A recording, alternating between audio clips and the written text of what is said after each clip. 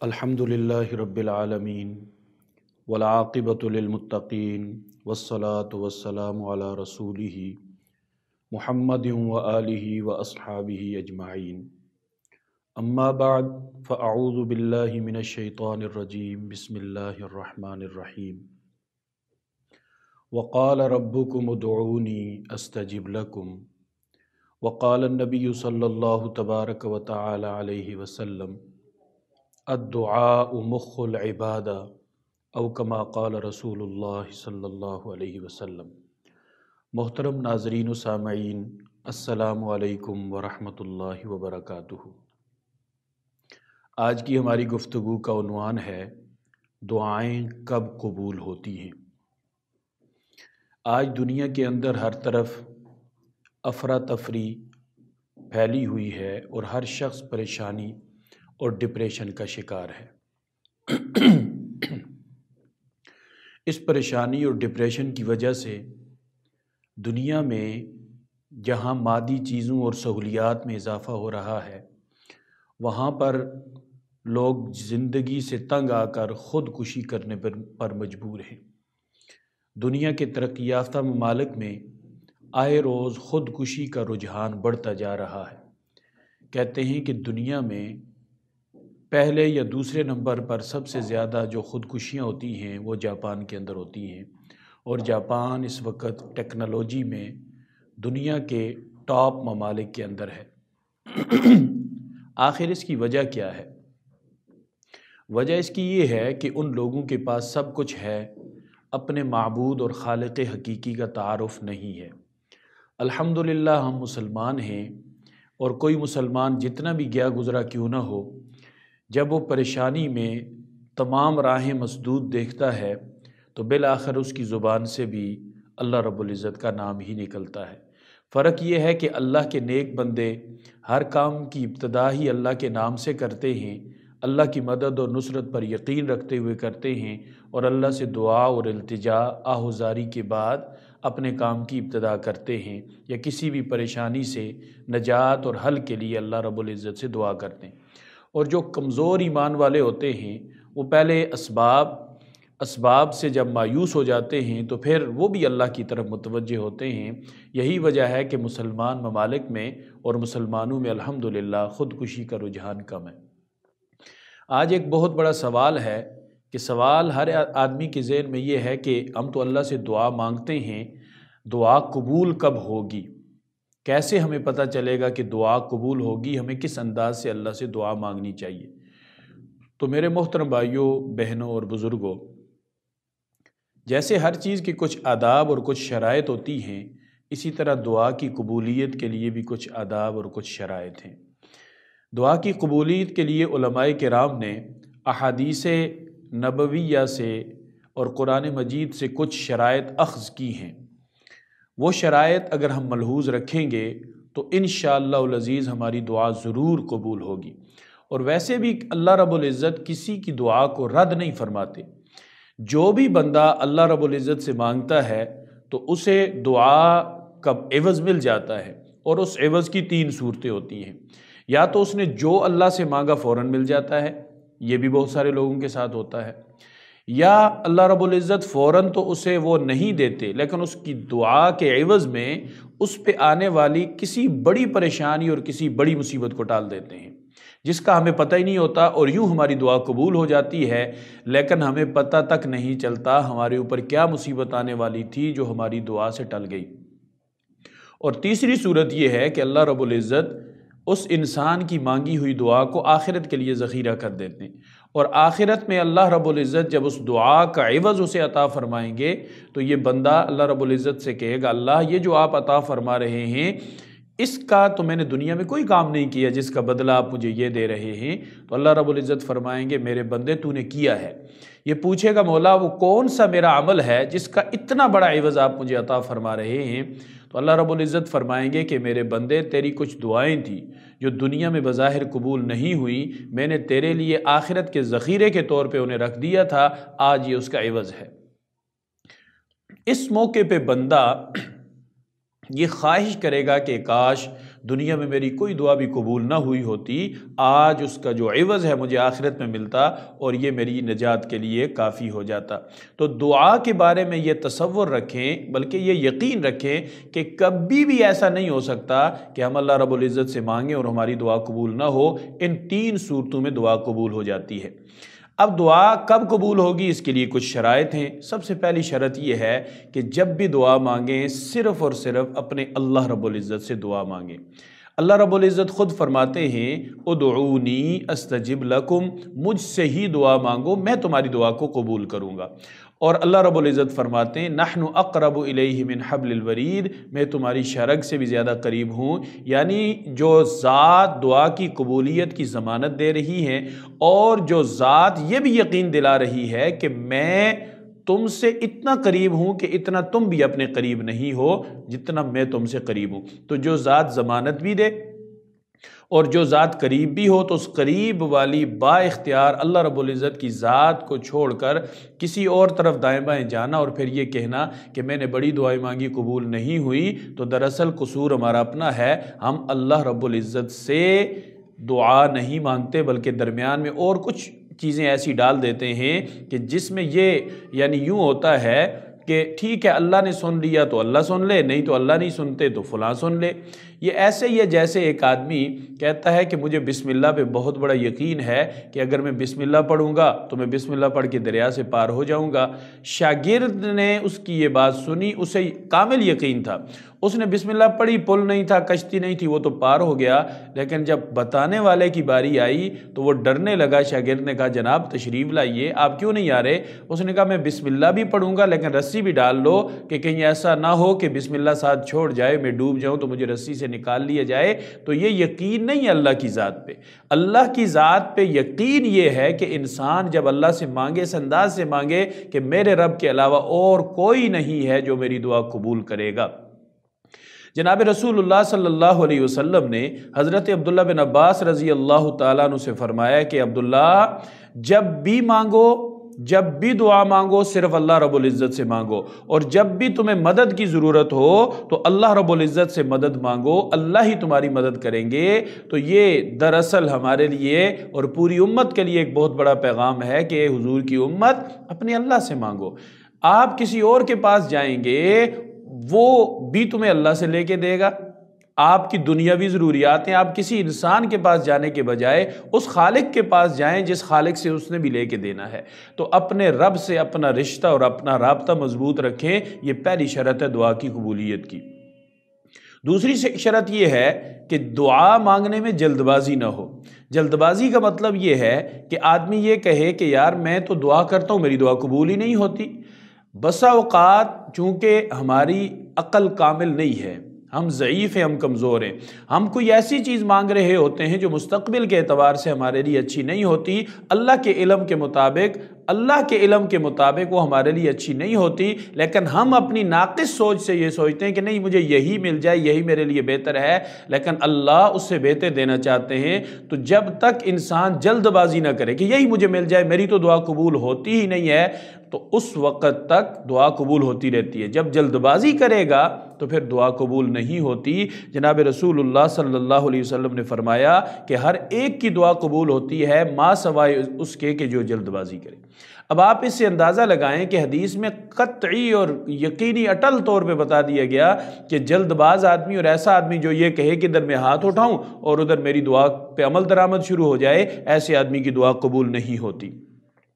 پھر تیسری شرط یہ ہے کہ جو دعا آپ مانگ رہے ہیں یہ قطع رحمی پہ مشتمل نہ ہو، کسی کے ساتھ نا انصافی کی دعا آپ نہ مانگ رہے ہو، کسی کے لیے برائی کی دعا نہ مانگ رہے ہوں، کسی کا آپ برا نہ چاہ رہے ہوں، اور آپ کی دعا ظلم اور گناہ پر مشتمل نہ ہو۔ جناب رسول اللہ صلی اللہ علیہ وسلم نے فرمایا کہ بندے کی دعا اس وقت تک قبول ہوتی رہتی ہے جب تک کہ وہ قطع رحمی اور گناہ کی دعا اللہ سے نہیں مانگتا۔ جب وہ اللہ سے گناہ کی دعا مانگتا ہے تو گناہ کی دعا اللہ قبول نہیں فرماتے۔ اللہ نہیں چاہتے کہ میرا بندہ گناہ کے اندر جو ہے گناہ کا ارتکاب کرے اور گناہ اس کے لیے آسان ہو جائیں۔ تو گناہ کی دعا جب انسان مانگتا ہے تو اللہ قبول نہیں کرتے۔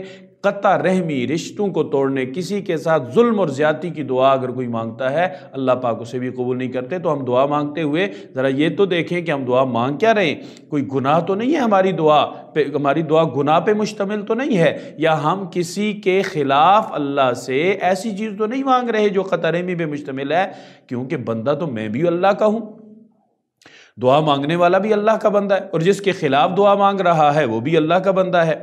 اسی طرح دعا کی ایک شرط یہ ہے کہ اللہ سے حسن ظن رکھا جائے، یہ نہ ہو جی ہماری تو اللہ سنتا ہی نہیں ہے، اور جی ہم تو مانگ مانگ کے تھک گئے۔ اللہ رب العزت فرماتے ہیں میں اپنے بندے کے ساتھ ویسا ہی معاملہ کرتا ہوں جیسا میرا بندہ میرے بارے میں گمان رکھتا ہے۔ ہمیشہ اپنے رب سے اچھا گمان رکھیں کہ اللہ آپ نے مجھے جس حال میں رکھا ہے یہی میرے لیے بہتر ہے، میں اس پہ خوش ہوں، میں اس پہ مطمئن ہوں، اللہ جو آپ نے مجھے دیا ہے میں اس کے قابل بھی نہیں ہوں، اور اللہ جب میں آپ سے جو بھی مانگوں گا مجھے آپ کی ذات سے یقین ہے کہ آپ مجھے ضرور وہ نہیں اس سے کہیں بہتر عطا فرمائیں گے۔ تو جیسا رب سے گمان رکھیں گے ویسا ہی معاملہ ہوگا۔ حدیث پاک کے اندر یہی آتا ہے کہ اللہ رب العزت فرماتے ہیں میں اپنے بندے کے ساتھ وہی معاملہ کرتا ہوں جیسا وہ میرے ساتھ گمان رکھتا ہے۔ اپنے رب کے ساتھ اچھا گمان رکھنا یہ بھی دعا کی قبولیت کی ایک شرط ہے۔ دعا کی قبولیت کی ایک شرط یہ ہے کہ جب مانگیں فَادْعُوا اللَّهَ مُخْلِصِينَ لَهُ الدِّينَ، حضور قلب کے ساتھ میں ہوں اور میرا اللہ ہے، اور کوئی بھی نہیں ہے، نہ کوئی مجھے دے سکتا ہے نہ مجھ سے کوئی لے سکتا ہے۔ ایسا نہ ہو کہ جیسے آج ہم دعا مانگ رہے ہوتے ہیں ہاتھ اٹھے ہوئے ہوتے ہیں، ہاتھ اٹھانے کا ڈھنگ بھی صحیح نہیں ہوتا، ہماری توجہ کہیں ہوتی ہے، نگاہیں گھوم رہی ہوتی ہیں، الفاظ میں تسلسل ہی کوئی نہیں ہوتا، بالکل ایسے روٹین ورک کر کے ایسے مانگتے ہیں کہ اگر جس طرح ہم اللہ سے دعا مانگ رہے ہوتے ہیں نا، اگر اس طرح کوئی ہم سے 10 روپے مانگنے کے لیے آئے، بھلا سوچے میں بیٹھا ہوا ہوں، باہر سے ایک آدمی آیا اور اس نے آ کے مجھ سے کہا کہ جناب مجھے 10 روپے دے دیں، اور مانگنے کا طریقہ کیا ہے؟ ایسے ٹیڑھا ہاتھ رکھا ہوا ہے، اکڑ کے کھڑا ہے، دیکھ ادھر رہا ہے، الفاظ میں بھی سختی ہے، کوئی لجاجت نہیں ہے، بھلا میں اسے دوں گا کہ میں اسے اپنی توہین سمجھوں گا؟ ہمارا انداز دعا نہیں ہے، بلکہ اللہ معاف کرے یہ توہین ہے۔ ہم مانگ اللہ سے رہے ہوتے ہیں، دل یہاں آنکھ وہاں، انداز بالکل بے ادبانہ، ہاتھ اٹھانے کا ڈھنگ کوئی نہیں۔ بعض لوگ تو ایسے دعا مانگتے ہیں یوں ہاتھ رکھ لیتے ہیں، یہ متکبرانہ انداز ہے، بعض لوگ ہاتھ ادھر جھولی میں رکھ لیتے ہیں، یہ بالکل غیر سنجیدہ انداز ہے، یہ کوئی ادب نہیں ہے۔ بعض لوگ ایسے ہاتھ پکڑ کے بیٹھے ہوئے ہوتے ہیں، یہ طریقہ نہیں ہے۔ دعا کے لیے ہاتھ اٹھائیں، اپنے کندھوں سے تھوڑا سا نیچے، چہرے کے بالکل سامنے، اور یوں ہاتھوں میں تھوڑا سا درمیان میں وقفہ ہو۔ اور جناب رسول اللہ صلی اللہ علیہ وسلم کبھی کبھی دعا مانگتے ہوئے جذبات میں اپنے ہاتھ یوں اوپر اٹھا لیتے تھے کہ آپ کے کندھے بھی نظر آتے، یہ بغلیں نظر آتی تھی، ایسے بغلیں کھل جاتی تھی، ایسے ہاتھ اوپر اٹھا لیتے تھے جب صحیح تضرع اور عاجزی اور خشوع خضوع اور گڑ گڑا کے دعا مانگتے تھے۔ آپ اندازہ کریں کہ ہم لوگ ایک دوسرے کو دیکھیں کہ ہاتھ کیسے ہم نے اٹھائے ہوئے ہوتے ہیں اور ہمارے الفاظ کیا ہوتے ہیں۔ نماز کے بعد دعا ہے، وہ بھی امام صاحب نے مانگنی ہے، باقی سب نے آمین آمین کہنی ہے۔ اب وہ امام صاحب کیا مانگ رہے ہیں یہ کسی کو پتہ نہیں ہے، اور کسی بھی قسم کا کوئی موقع ہے ہم صرف ایک آدمی سے کہتے ہیں جی ٹھیک ہے آپ مانگیں۔ ہم انفرادی طور پہ اپنے لیے دعا نہیں مانگتے، ہمیں تو دعا مانگنے کا طریقہ بھی نہیں آتا۔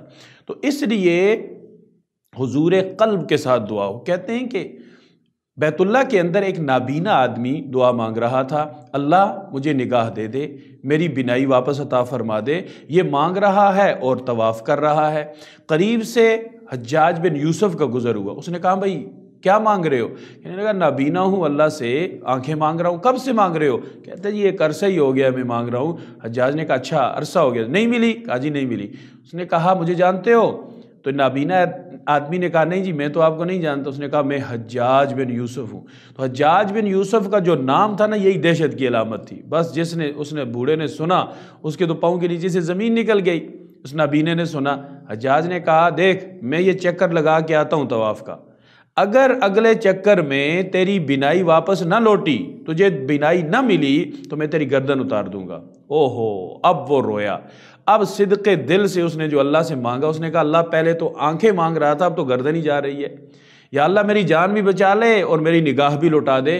اب جو حجاج بن یوسف واپس آیا تو دیکھا وہ بندہ بینا تھا، اس کی نگاہ واپس آ چکی تھی۔ حجاج نے کہا کہ اس سے پہلے ایک دفعہ بھی تو نے اللہ سے جو دعا مانگی تو نے دل سے نہیں مانگی، تو صرف زبان سے دعا مانگتا رہا، اس لیے تیری دعا قبول نہیں ہوئی۔ تو جب بھی ہم اللہ رب العزت سے دعا مانگیں تو اس انداز سے دعا مانگیں کہ ہماری 100% حاضری اللہ رب العزت کے دربار میں ہو، نہ دل غافل ہو نہ نگاہ غافل ہو۔ حدیث پاک کے اندر آتا ہے، جناب رسول اللہ صلی اللہ علیہ وسلم نے فرمایا اللہ رب العزت غافل دل کی دعا کو قبول نہیں فرماتے، اسی دل کی دعا قبول ہوتی ہے جو غفلت سے پاک ہو، 100% متوجہ ہو، اللہ رب العزت کی طرف اس کا رجوع ہو۔ جیسے تنہائی میں کوئی نہیں دیکھ رہا، رات کا عالم ہے، ہمیں صبح اپنے بچے کی دعائی لانی ہے اس کے لیے، وہ شدید بیمار ہے، ہمارے پاس کوئی آسرا کوئی وسیلہ نہیں ہے، اس وقت جو ہم اللہ سے مانگیں گے نا، اسے کہتے ہیں حضور قلب والی دعا، جب تمام کے تمام ذرائع، تمام کے تمام وسائل وہ مسدود ہو جائیں، ختم ہو جائیں، دنیا کے کسی بھی بندے سے اب توقع اور امید نہ رہے، اس کے بعد جب انسان ہاتھ اٹھاتا ہے، اسے کہا جاتا ہے حضور قلب والی دعا۔ ایک شرط یہ ہے کہ دعا مانگنے والے کا کھانا پینا حلال ہو، جس کے بدن میں حرام جاتا ہے، جو حرام کا ارتکاب کرتا ہے، حرام کھاتا ہے، اللہ رب العزت اس کی دعا کو قبول نہیں فرماتے۔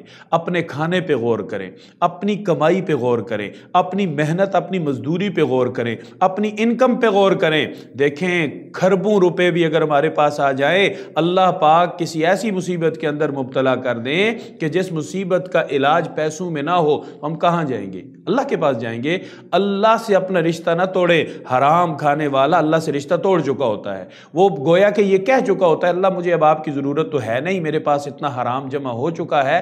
اللہ فرماتے ہیں حرام کھانے والے کی دعا قبول نہیں ہوتی۔ حدیث پاک کے اندر آتا ہے، جناب رسول اللہ صلی اللہ علیہ وسلم نے فرمایا کہ ایک آدمی طویل سفر کے اندر ہوتا ہے اور اس طویل سفر میں اس کے بال بکھرے ہوئے ہوتے ہیں، اس کا جسم گرد و غبار سے اٹا ہوا ہوتا ہے، اور وہ بار بار آسمان کی طرف ہاتھ اٹھاتا ہے اور کہتا ہے یا رب یا رب۔ اس کی دعا کیسے قبول ہوگی حالانکہ اس کے بدن کے اندر جو غذا ہے وہ حرام کی جا رہی ہے، اس کا کھانا حرام ہے، اس کا پینا حرام ہے، اس کا پہننا حرام ہے۔ تو پتہ چلا جناب رسول اللہ صلی اللہ علیہ وسلم نے واضح فرما دیا جس کا کھانا، جس کا پینا، جس کا اوڑھنا بچھونا حرام کا ہوگا اس کی دعا قبول نہیں ہوگی۔ ایک واقعہ حجاج بن یوسف ہی کی طرف منسوب ہے، کہتے ہیں کہ اس کے دور میں علماء کی ایک جماعت تھی اور وہ مشہور تھی کہ وہ مستجاب الدعوات ہیں، جو بھی دعا مانگتے ہیں قبول ہوتی ہے، جس کے حق میں بد دعا کرتے ہیں وہ بد دعا سے تباہ و برباد ہو جاتا ہے۔ حجاج بن یوسف سے کسی نے کہا کہ حجاج ان کا کچھ علاج کر، ورنہ اگر انہوں نے تیرے خلاف ہاتھ اٹھا دیے اللہ رب العزت تجھے تباہ کر دیں گے، تیرا نام و نشان مٹ جائے گا۔ حجاج بن یوسف نے کہا اچھا۔ حجاج نے ایک دعوت کی، اس میں ان علماء کو بھی بلایا اور ان علماء کے سامنے خاص طور پہ جو ڈشیں تیار کر کے رکھی گئی تھی ان میں حرام مال شامل تھا، حرام کھلا کر ان سے کہا جاؤ۔ کسی نے کہا حجاج کیا کیا؟ کہنے لگا جی میں نے تو اپنا انتظام کر لیا ہے، میں نے انہیں حرام کھلا دیا ہے، اب وہ جیسے مرضی دعا مانگتے رہیں، اللہ پاک حرام جس کے بدن میں جاتا ہے اس کی دعا کو قبول نہیں فرماتے۔ آپ مجھے بتائیے کہ کیا ہمارا کھانا، ہمارا پینا، ہمارا اٹھنا بیٹھنا سونا جاگنا کیا یہ سب حلال پہ مشتمل ہے؟ اگر ہم حلال خوری کا خیال رکھیں گے، رزق حرام سے اجتناب کریں گے، شاید کہ اللہ پاک ہمیں مصیبتوں میں ڈالے ہی نہ، اور اگر کسی مصیبت پریشانی میں مبتلا ہو گئے ہمارے ہاتھ اٹھانے کی دیر ہوگی، اللہ رب العزت کی طرف سے عطا کی بارش ہو جائے گی۔ اسی طرح دعا کی قبولیت کی ایک شرط یہ بھی ہے کہ دعا میں مشغول ہو کر کسی ضروری اور فرض کا تارک نہ ہو، ضروری کام کا تارک نہ ہو۔ اگر کسی ضروری کام کو وہ ترک کر دے گا تو کہتے ہیں کہ ایسے آدمی کی دعا قبول نہیں ہوتی۔ تو ایک شرط یہ ہے کہ دعا میں انسان مشغول ہو اور اس مشغولیت کی وجہ سے کوئی ضروری اور اہم کام جو فرض کے درجے میں ہو اس کو ترک کرنے کا مرتکب نہ ہو۔ مثال کے طور پہ فرض نماز کا وقت ہے اور وہ نکل رہا ہے، ایک آدمی دعا میں لگ گیا، جی میں تو دعا کر رہا ہوں، اور ادھر سے فرض نماز قضا ہو گئی۔ والدین کو خدمت کی ضرورت ہے، کسی ضرورت مند کو کوئی مصیبت میں ڈوب رہا ہے اور آپ ادھر دعا میں لگے ہوئے ہیں، ایسی دعا قبول نہیں ہوتی جو فرائض کو چھوڑ کر ان کے متبادل کے طور پہ انسان دعا کر رہا ہو۔ ایک آدمی کہے جی میں نماز تو نہیں پڑھتا، بس میں دعا کروں گا اللہ مجھے جہنم سے بچا دے، ایسا نہیں ہے۔ اپنا کام پورا کریں، اپنے فرائض واجبات سے سبکدوش ہو کر اللہ رب العزت سے دعا اس وقت مانگیں جب آپ کے ذمے نہ اللہ کا کوئی حق ہو، نہ اللہ کے بندوں کا کوئی حق ہو۔ حضرت ابو ہریرہ رضی اللہ تعالیٰ عنہ سے روایت ہے، جناب رسول اللہ صلی اللہ علیہ وسلم نے فرمایا کہ بنی اسرائیل کا ایک عابد تھا حضرت جریج، تو جریج نے اپنا ایک عبادت خانہ بنایا ہوا تھا، وہاں ہر وقت وہ عبادت میں مشغول رہتے تھے۔ ایک دفعہ عبادت میں مشغول تھے، والدہ آئیں، والدہ نے کوئی بہت ضروری کام تھا، جریج کو آواز دی، جریج تو نماز پڑھ رہے تھے۔ انہوں نے کہا یا اللہ ایک طرف تیری عبادت ہے، دوسری طرف ماں مجھے بلا رہی ہے، حالانکہ وہ نفلی عبادت تھی، ماں کے حکم پر وہ نفلی عبادت چھوڑ سکتے تھے، کیونکہ ماں کا حکم ماننا اللہ کے حکم کے مطابق یہ فرض کے درجے میں ہے، اگر وہ کسی گناہ پر، شرک اور بدعت، اللہ کی نافرمانی پہ مشتمل نہ ہو۔ یہ دعا میں مصروف رہے، ماں کی بات نہیں سنی، ماں چلی گئی ناراض ہو کر۔ دوسرے دن آئی، پھر یہی ہوا، تیسرے دن آئی، پھر جب یہی ہوا تو ماں نے بد دعا دی۔ ماں نے جب ہاتھ اٹھائے، ماں نے بد دعا دی اور کہا اللہ جیسے اس نے میرا دل دکھایا ہے ایسے اس کا دل دکھا، اور یہ عبادت میں مشہور ہے، اسے اسی طرح بدنامی کے اندر مشہور کر دے۔ اللہ رب العزت کی شان، وہ اپنے عبادت خانے میں ہی تھے، ایک بدکارہ فاحشہ عورت آ گئی اور اس نے جریج سے کہا کہ میرے ساتھ منہ کالا کرو، تو جریج کے دل میں اللہ کا خوف تھا، ایک عابد تھے، عبادت گزار تھے، کہنے لگے میں ایسا نہیں کر سکتا۔ اس نے کہا اچھا، بہت اصرار کیا، جب انہوں نے انکار کیا تو وہ گئی، کسی اور سے منہ کالا کیا، حاملہ ہو گئی۔ جب بچہ پیدا ہوا، لوگوں نے پوچھا کہ یہ بچہ کس کا ہے؟ اس عورت نے کہا جریج کا۔ تو لوگ سارے جمع ہوئے، لوگ تو تحقیق نہیں کرتے، بس بات ملنی چاہیے، اور خاص طور پہ کسی عالم، کسی اللہ والے کے خلاف اگر چھوٹی سی بات بھی مل جائے تو لوگ اس بات کا بتنگڑ بناتے ہیں، وہ سوئی سے نہ جانے شہتیر بناتے ہیں، ایک تنکے سے وہ شہتیر بناتے ہیں، نہ جانے کیا کیا۔ اس لیے میرے بھائیو، تحقیق بہت ضروری ہے، تحقیق کیے بغیر کوئی بھی عمل سوائے رسوائی اور شرمندگی کے اور ہمارے لیے ہمارے اعمال میں کسی چیز کا اضافہ نہیں کرتا۔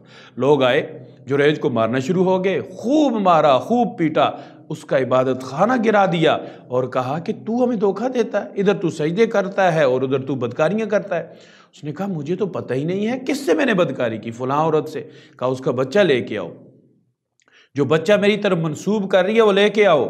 لوگ بچے کو لے کے آئے تو حضرت جریج نے اللہ سے دعا مانگی اور کہا اللہ مجھے اس مصیبت سے نکال دے، میں ٹھیک ہے مجھ سے غلطی ہوئی ہے، میں مانتا ہوں مجھ سے غلطی ہوئی ہے، لیکن اس مصیبت سے مجھے نکال دے، میری ساری زندگی کے اعمال ضائع ہو جائیں گے۔ پھر یہ کہہ کے بچے سے پوچھا من ابو کا، اے بچے تیرا باپ کون ہے؟ تو اس نے کہا فلاں راعی، فلاں چرواہا میرا باپ ہے۔ جب بچہ بولا جریج کے حق میں تو لوگوں کو اب یقین آیا کہ اوہو ہم سے تو غلطی ہو گئی۔ اب جریج کے پاؤں پڑے، معافی مانگی، کہا جی ہم سے بہت غلطی ہوئی، ہمیں معاف کر دیں، آپ بتائیں کہ آپ کے اس عبادت خانے کو سونے کا بنایا جائے، چاندی کا بنایا جائے؟ انہوں نے کہا جی مجھے سونا چاندی نہیں چاہیے، ایک آزمائش تھی اللہ نے مجھ پہ بھیجی، میں اس پہ بھی اللہ کا شکر ادا کرتا ہوں، بس میرا جو مٹی گارے کا بنا ہوا عبادت خانہ تھا وہ بنا دیجئے۔ تو جب انسان کسی فرض اور ضروری کام کا تارک ہوتا ہے، ایسے وقت کی عبادت بھی اللہ کو پسند نہیں ہے، ایسے وقت کی دعا بھی اللہ کو پسند نہیں ہے۔ اور ایک اہم شرط دعا کے لیے، دعا کی ابتدا اللہ کی حمد و ثنا سے ہو، اس کے بعد جناب رسول اللہ صلی اللہ علیہ وسلم پہ درود پڑھا جائے، درمیان میں جو کچھ مانگیں اپنے لیے پوری کائنات کے لیے مانگیں، اور انتہا بھی درود پہ ہو، جیسے الحمدللہ رب العالمین والعاقبۃ للمتقین والصلاۃ والسلام علی رسولہ محمد وآلہ واصحابہ اجمعین۔ اور کوئی درود بھی ساتھ پڑھ لیں، ویسے یہ حمد و صلات بھی ہوگی، درود بھی ہو گیا۔ پھر اپنی ذات سے شروع کریں، اپنی اولاد، اپنے ماں باپ، اپنے رشتہ دار، جس نے دعا کے لیے کہا ہے، پوری انسانیت کی ہدایت کے لیے دعا کریں گے، اللہ رب العزت دنیا میں جتنے بھی افراد ہیں ہر ایک کی طرف سے ایک ایک نیکی عطا فرمائیں گے، چاہے وہ لوگ خربوں میں کیوں نہ ہو۔ تو ہمارا ایک جملہ ہمیں کتنا مالدار بنا رہا ہے۔ اللہ ساری دنیا کی انسانیت کو ہدایت نصیب فرما، یا اللہ سارے مسلمانوں کو جہنم سے نجات نصیب فرما، جنت میں داخلہ آسان فرما، سارے مرحومین کی مغفرت فرما، سارے بیماروں کو شفا نصیب فرما۔ اللہ پاک کے ہاں انسان کے لفظ، انسان کا عمل، انسان کا اخلاص ضائع نہیں ہوتا، اللہ پاک ضرور شرف قبولیت سے مالا مال کرتے ہیں۔ تو دعا کی قبولیت کا طریقہ یہ ہے کہ ابتدا کی جائے درود اللہ کی حمد و ثنا سے، اس کے بعد جناب رسول اللہ صلی اللہ علیہ وسلم پہ درود ہو، اور درود کے بعد پھر اپنی ضروریات کے لیے جو بھی ہو مانگیں، آخر پہ پھر درود وصلی اللہ تعالی علی خیر خلقہ محمد وآلہ واصحابہ اجمعین۔ میں یہ کہا کرتا ہوں کہ یہ ابتدا میں حمد و صلاۃ اور درود، انتہا میں درود، یہ دعا کی پیکنگ ہے۔ اس خوبصورت پیکنگ میں جب ہم اپنی دعا کو اللہ کے حضور پیش کریں گے تو جو درود ہے یہ تو قبول ہے، یہ تو قبول دعا ہے نا۔ ہم اپنے نبی کے لیے مانگتے ہیں اللہ درود و سلام ہو ہمارے پیارے آقا صلی اللہ علیہ وسلم پہ، رحمتیں ہوں ہمارے آقا پہ، یہ تو پہلے سے قبول ہے۔ تو جو دعا ابتدا میں بھی قبول، انتہا میں بھی قبول، تو اللہ پاک اس ابتدا اور انتہا والی قبول درود دعا کی برکت سے ہماری درمیان کی دعاؤں کو بھی قبول فرما لیں گے۔ تو اس لیے اگر کوئی آدمی دعا کو بغیر درود کے ابتدا اور انتہا کرتا ہے تو اس کی دعا معلق رہتی ہے، وہ قبول نہیں ہوتی۔ اس لیے دعا کے آداب کا خیال رکھیں، ہاتھ اٹھائیں انتہائی عاجزی کے ساتھ۔ اور میں کہا کرتا ہوں کہ دعا مانگنا اگر سیکھنا ہے تو کوئی محتاج، کوئی فقیر جب آپ سے سوال کرتا ہے، جو اس کا چہرہ ہوتا ہے اللہ کے سامنے وہ چہرہ بنائیں، جو اس کے لفظ ہوتے ہیں اللہ کے سامنے وہ لفظ بنائیں، جو اس کی آنکھوں کے اندر طلب ہوتی ہے اللہ کے سامنے وہ طلب بنائیں۔ اگر یہ طلب بھی ہوگی، اگر یہ ادب بھی ہوگا، یہ تڑپ بھی ہوگی، اللہ پاک دعا ضرور قبول فرمائیں گے۔ اور جناب رسول اللہ صلی اللہ علیہ وسلم دعا مانگنے کے بعد اپنے ہاتھوں کو چہرے پہ پھیرا کرتے تھے، تو اپنے ہاتھوں کو چہرے پہ پھیرنا یہ بھی سنت رسول ہے۔